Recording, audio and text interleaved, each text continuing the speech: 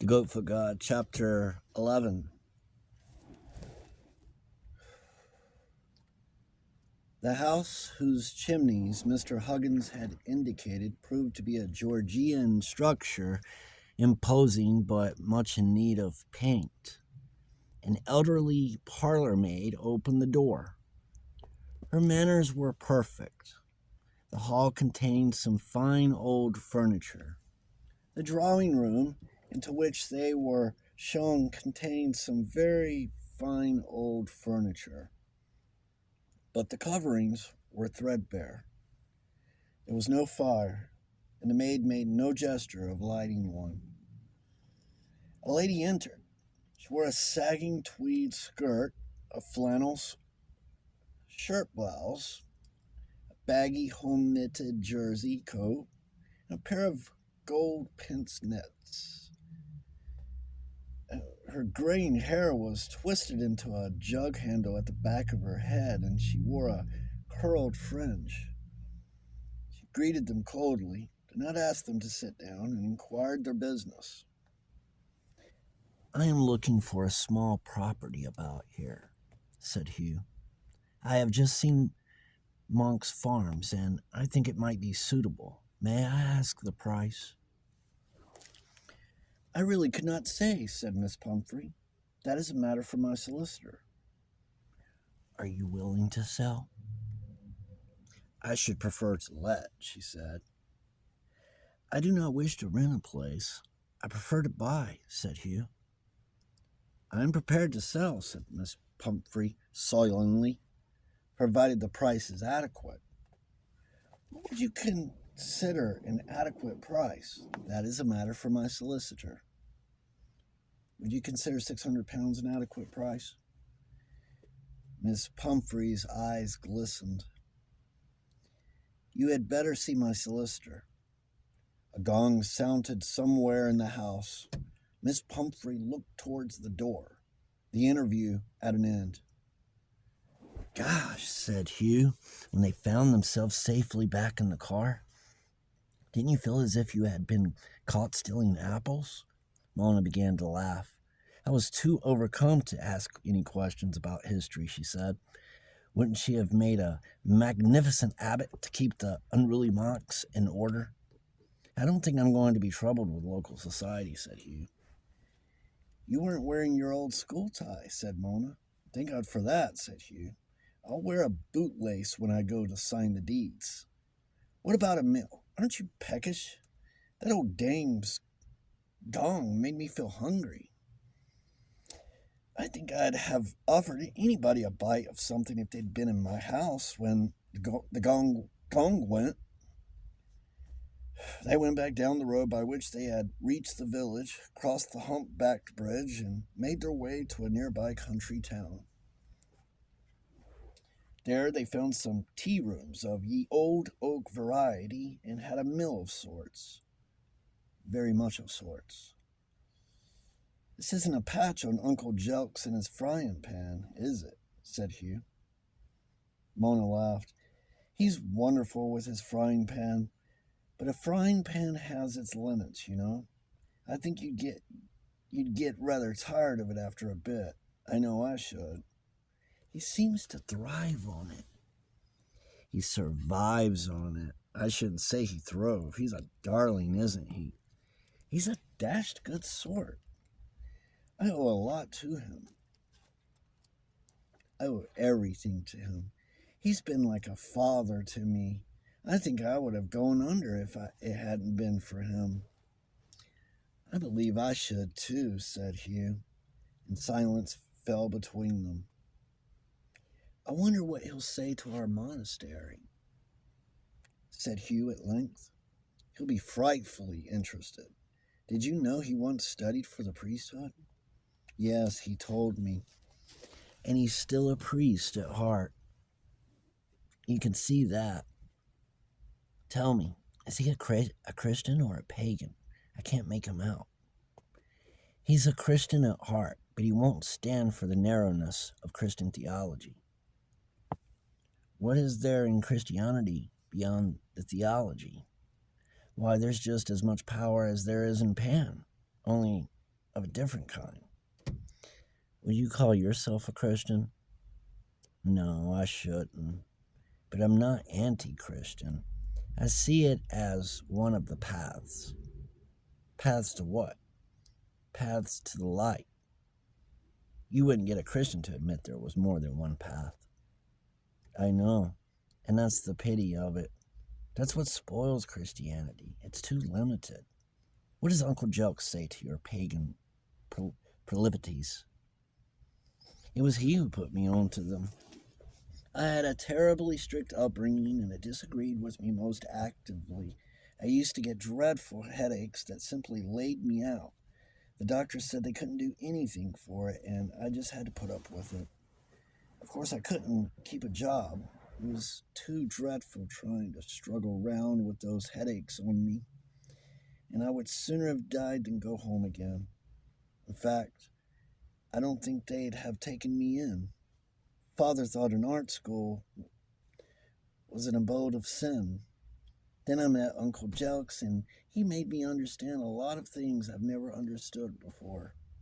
He made me see that my acquired self and my real natural self were fighting with each other, and that was what was knocking me to pieces.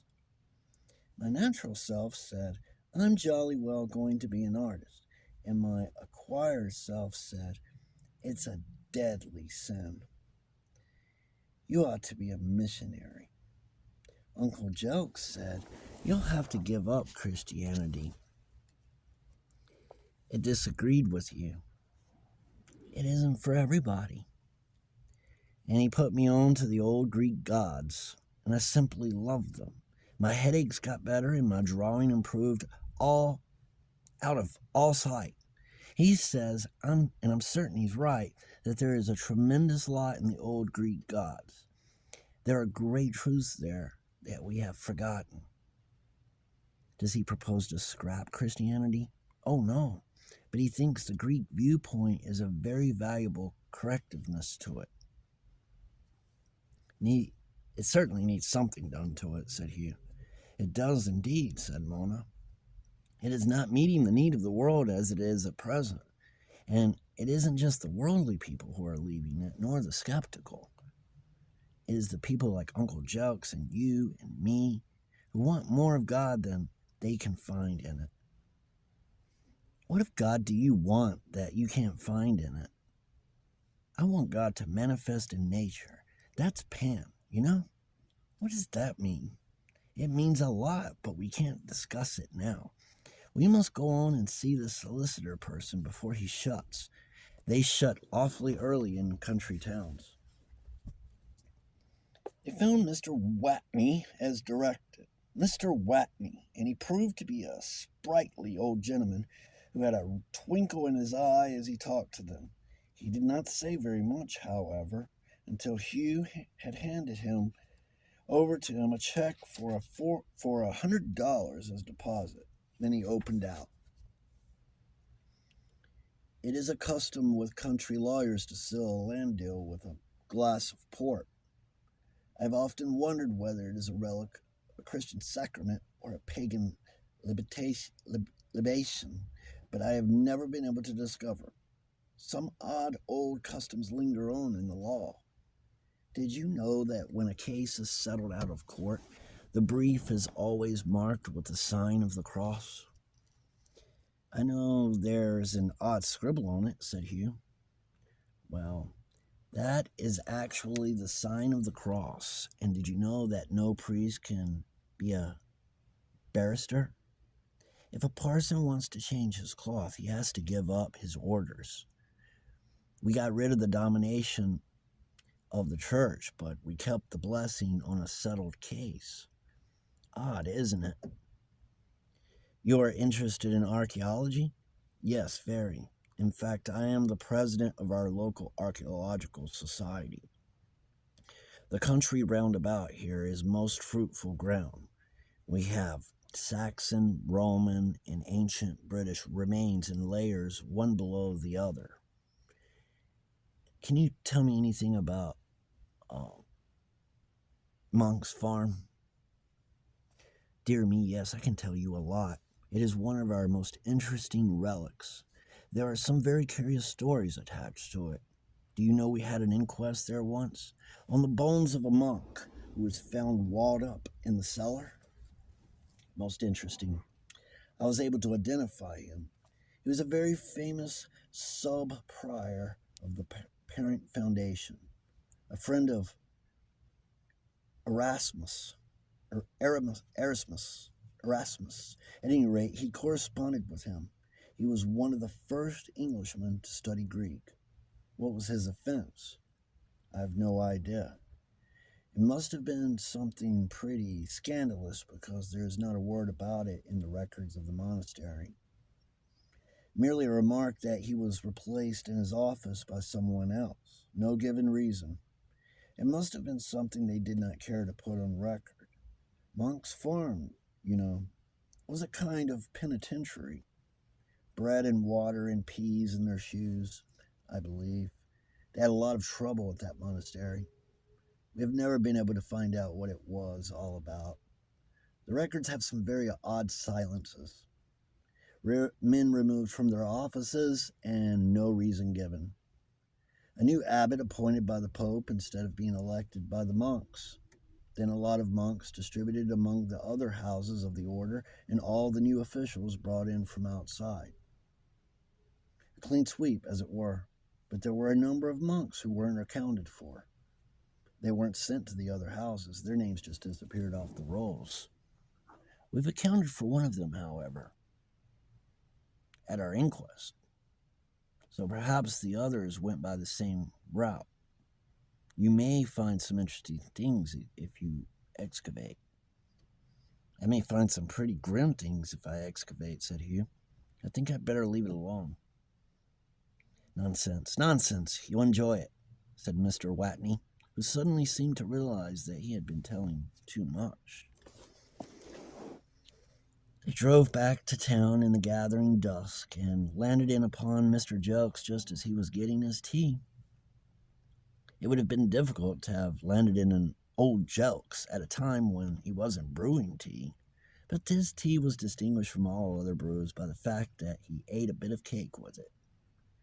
Well, TJ, we've done the deed. We've bought a house.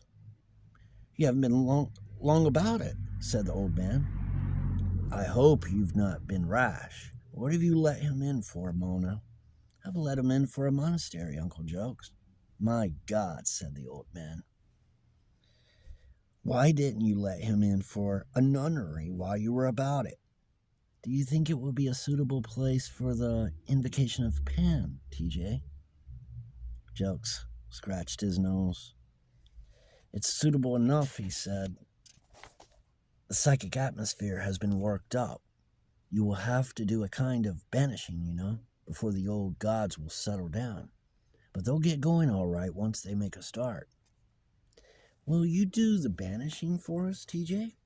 No, damn it if I will. Uncle Jokes, do you remember once telling me about the penal houses attached to the big monastic foundations? Monastic foundations? Well, it's one of those. And do you know the prior was found walled up in the cellar and they had an inquest on him? What's all this you're telling me, Mona? It must be the penal house attached to the big abbey. They had a lot of trouble at that abbey. One of the big Catholic historians made a valiant attempt to whitewash it of recent years. Shows there was something wanted touching up. So they walled up the priors, did they? Now that must have been for something pretty serious. They usually reduced them to the ranks and shoved them into other houses of the same order when they ran off the rails. The solicitor was telling us that they did that with a lot of the monks, but there were some who just disappeared, and this man they held the inquest on was one of them. He was one of the earliest Englishmen to study Greek, Mr. Watney said.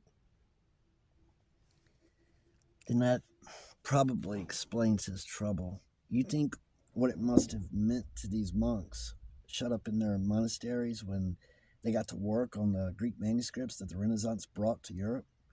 They were careful what Latin ones they let come into the libraries because the old abbots could read those, but they couldn't read the Greek ones.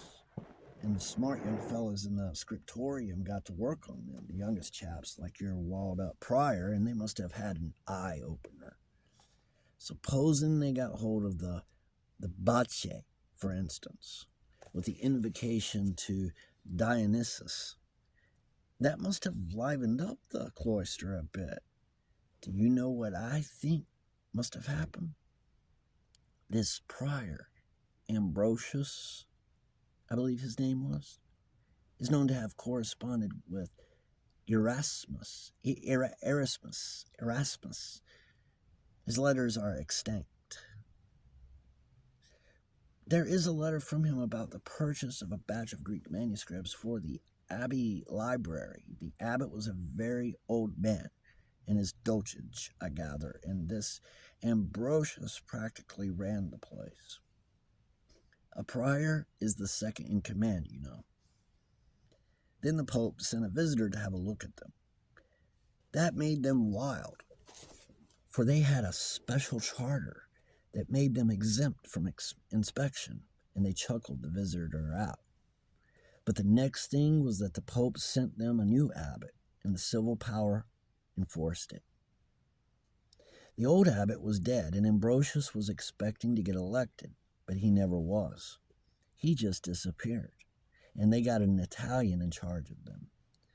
Then there was that clean sweep you've been hearing about.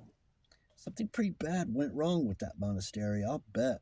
And I'll bet another thing, that the Greek manuscripts were at the bottom of it. They bought a job. They bought a job lot, and some of them probably weren't exactly canonical.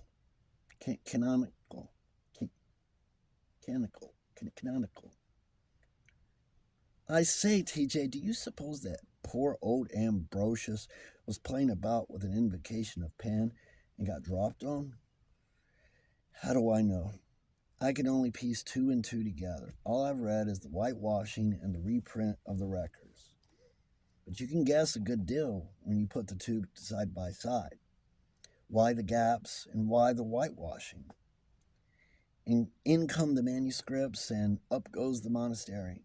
We know what Greek literature is like, and we know what monasteries are like.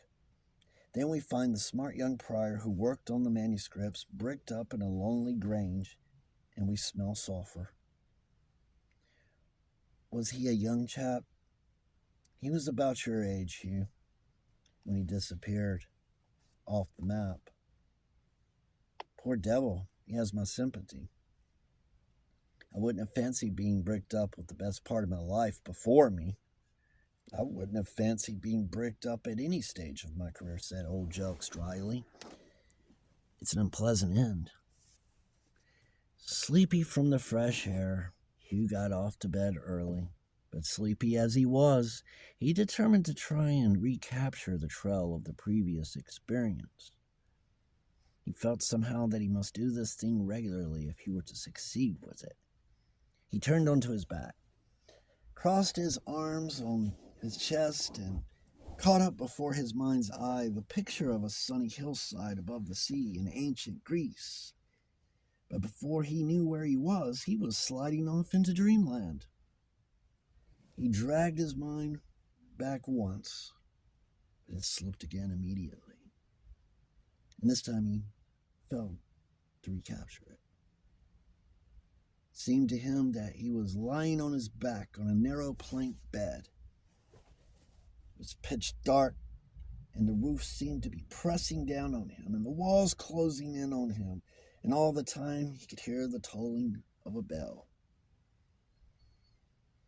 He felt a hood of some coarse woolen material like serge around his head, and folds of coarse serge material under his hands that were folded on his breast. In his dream, he sat up on the narrow plank bed and pushed the hood off his head to wipe the sweat from his face. He passed his hand over his sweat-soaked hair and found a round, bald patch on the top of his head, as if the thick hair had been shaved away. Then in his dream he lay down again and drew the hood over his face and concentrated his mind on one idea: to die with dignity and without struggling.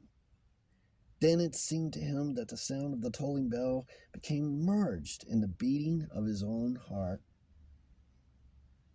The heavy beats grew louder and louder and slower and slower.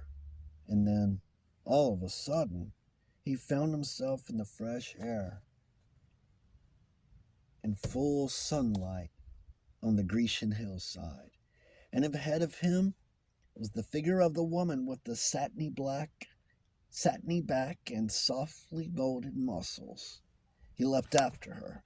Round his loins was a goat skin. He could feel the rough hairiness of it, but the upper part of his body was bare. The woman ahead had a fawn skin slung over her shoulder. She had an olive skin, and her body was strong and muscular. In particular was he struck by the strong, firm column of the neck. He pursued, but she did not so much flee as go on ahead of him. Suddenly sleep left him, and he woke up to find himself in a bath of sweat. By Jove, he said to himself, getting up and groping for a towel to have a rub down with. This won't do. I'm giving myself nightmares. His mind played over the dream symbols, trying to pick up the threads of them after the manner of psychoanalysis. The first part was obvious. The story of the walled-up prior had impressed itself on his imagination and reproduced itself in the dream. The origin of the second part was equally obvious. It was a reproduction of the vision that had made such an impression on his imagination the night before last. Hugh passed and got back to bed and slept peacefully till morning.